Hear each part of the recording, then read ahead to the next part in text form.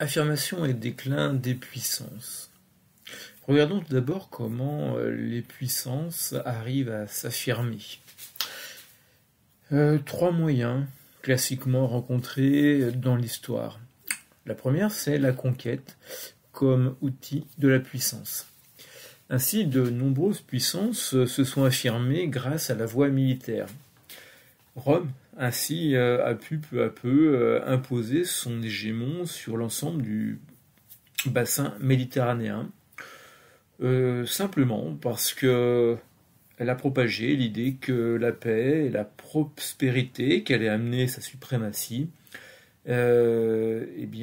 seraient largement supportables par les populations. Et ainsi, on est passé d'une transformation de la conquête, de la République, puis de l'Empire romain, qui naît d'un rapport de force de domination, à une acceptation consensuelle de Rome. À l'époque médiévale, la conquête passe souvent par une justification religieuse. C'est ainsi que l'on voit apparaître l'Empire ottoman. Au XIIIe siècle, deux empires luttent.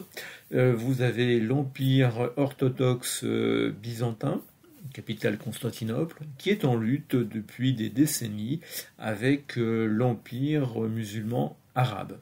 Ces deux empires s'épuisent dans cette lutte et profitent alors de celle-ci une population de nomades ottomans islamisés qui est installée dans la petite région d'Anatolie.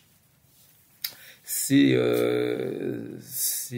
Ottomans, peu à peu, s'emparent du territoire, tant du côté arabe que du côté byzantin, et réussissent en 1453 à prendre la ville de Constantinople. Soliman le Magnifique, qui est à la base de cette conquête, alors sultan ottoman, va prendre en 1517 le titre de calife.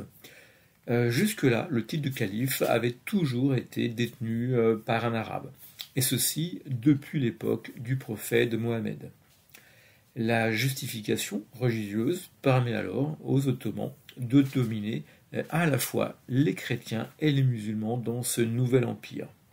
Et cet empire va continuer à s'étendre jusqu'au XVIIe siècle. Pour ceci, il va conquérir les Balkans et va même aller jusqu'à assiéger la ville de Vienne par deux fois, en 1529 et en 683. Un autre mode de constitution des empires, c'est de jouer sur la puissance économique. C'est une autre voie d'affirmation. Elle peut ainsi procéder de l'établissement de manière militaire sur un vaste réseau d'échanges. Un très bon exemple est ainsi celle des Mongols de Gengis Khan, qui au XIIe siècle vont contrôler les routes de la soie qui font la liaison entre la Chine et l'Asie du Sud-Est, et puis la Méditerranée orientale. C'est là que transitent les grandes richesses, les caravanes continentales. L'économie également a pu s'affirmer et vient à l'aide de territoires qui sont des territoires souvent très restreints. Là aussi, un très bon exemple nous est donné par les républiques de Gênes et de Venise. Par exemple, la république de Gênes, qui initialement ne possédait que ce que l'on connaît aujourd'hui de la ville de Venise et quelques petits territoires limitrophes, va peu à peu multiplier les échanges, tant en Méditerranée qu'en mer Noire, devient l'incontournable intermédiaire entre les richesses qui arrivent d'Asie et de l'Orient, et leur transfert en Europe, en direction notamment de l'Europe du Nord. Cette République de Venise, qui contrôle les routes commerciales, va alors posséder une puissance qui n'a rien en commun avec son territoire. Et elle va ainsi pouvoir utiliser des moyens qui lui permettent de mettre sur pied une flotte de guerre qui va être capable d'affronter l'Empire ottoman, voire et même stopper celui-ci avec l'aide des États pontificaux et de l'Espagne. C'est la fameuse bataille de Lépante, entre autres choses.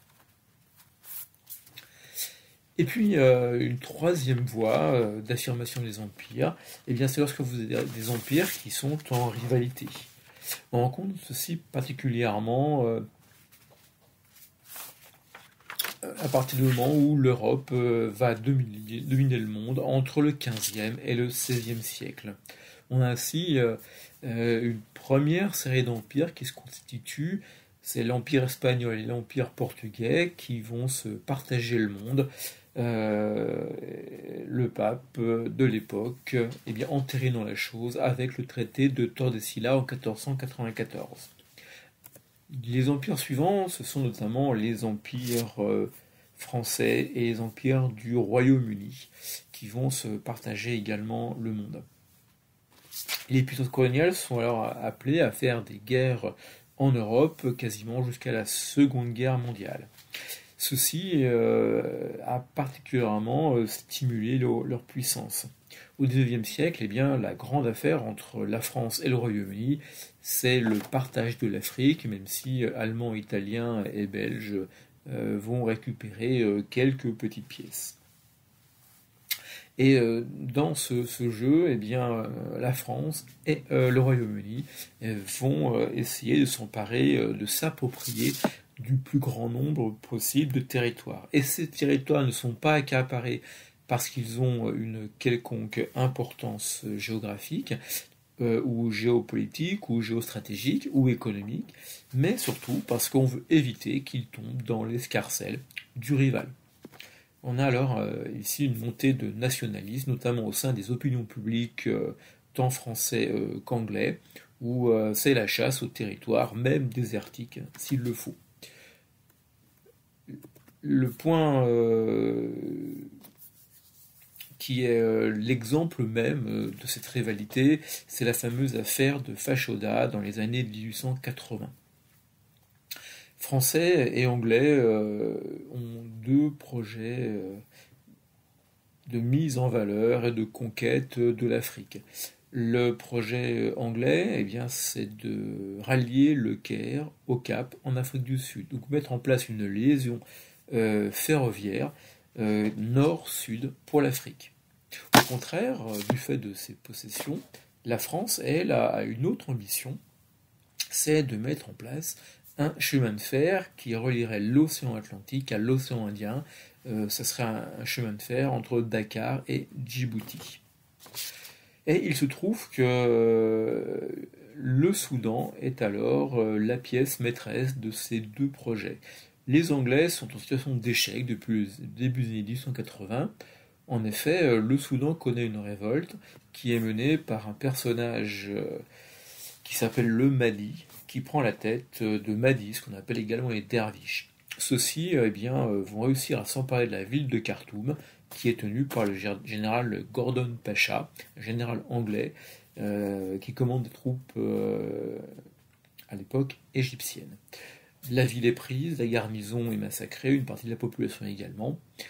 Une guerre alors entre anglo-égyptiens et mahdistes va être menée au Soudan pendant plusieurs mois.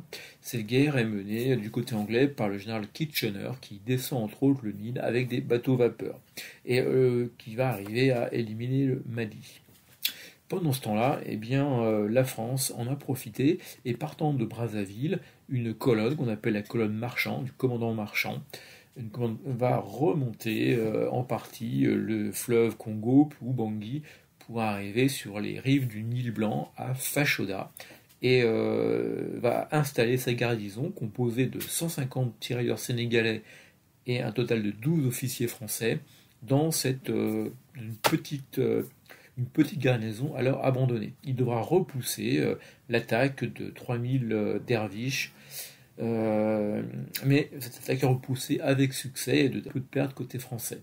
Kitchener, qui entre-temps a vaincu le Mahdi et les derviches, et apprenant la présence de la colonne Marchand à Fashoda, va descendre jusqu'à celle-ci et demander au commandant marchand de quitter la place.